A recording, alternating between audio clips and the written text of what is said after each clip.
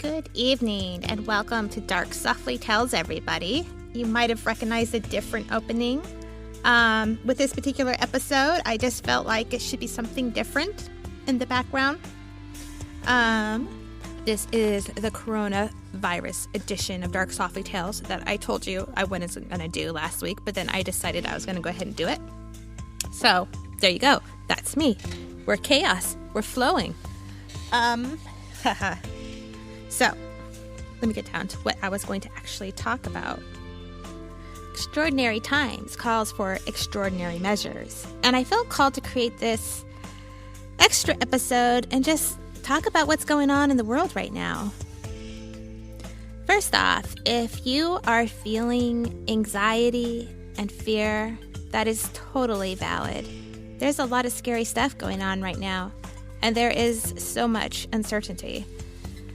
And if you're feeling that this is all a joke and that media is trying to control us through fear, I can totally see why you feel that way, because the media is constantly crying wolf.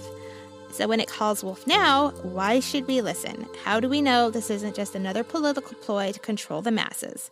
That is also very valid.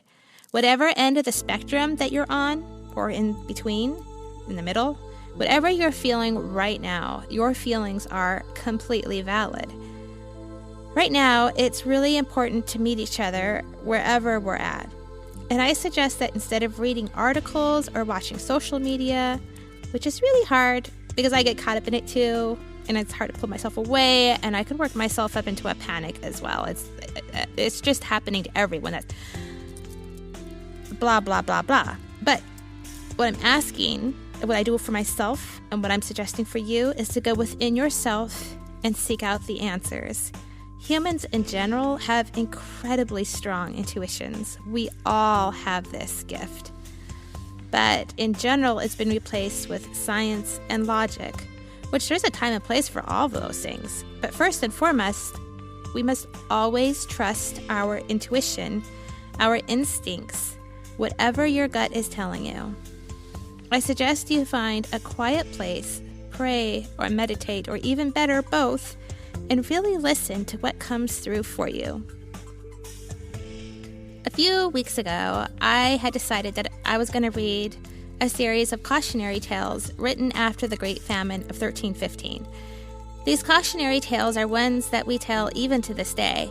I've been studying numerous articles about the Great Famine of 1315, and my mind is blown reading about the horrendous events that were completely out of humanity's control. There was misery beyond what we can even imagine right now. Famine, plagues, war, starvation, cannibalism, on and on and on the list goes. And yet, humanity survived it. We survived it. Here we are. And then I started thinking, it isn't about whether we're going to get through the hard times we find ourselves in right now, because humanity always pulls through. That's what we do. The truth is that we are resourceful, resilient, strong, intuitive, creative creatures. We persist through our anxiety, through our pain, through the grief and trauma. We find cures, we discover our values, we hold on to each other, and our children improve upon the mistakes that we make. This is how we have survived so long on the planet, and these same qualities are not going to change now. I promise you. Every single one of you that are listening to this program have all of these qualities. Perhaps you are isolated or quarantined at home right now.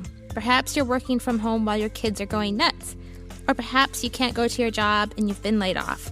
We're all worried about paying the bills and putting food on the table at this point, as if we weren't worried before all this happened. The world's a scary place right now, but we're gonna be okay. You are safe, you are cared for, and you are loved.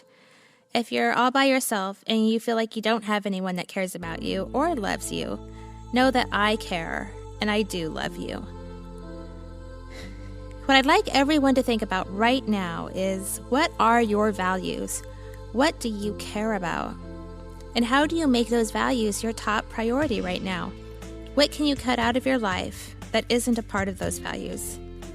Let's also think about coping skills, coping tools. It's just as easy to grab a pen and fiddle around writing a haiku as it is to grab a beer. Both of those will give you temporary relief, but only one of those is actually healthy for you and sets a healthy example for your kids. What creative projects have you always wanted to try but haven't gotten around to?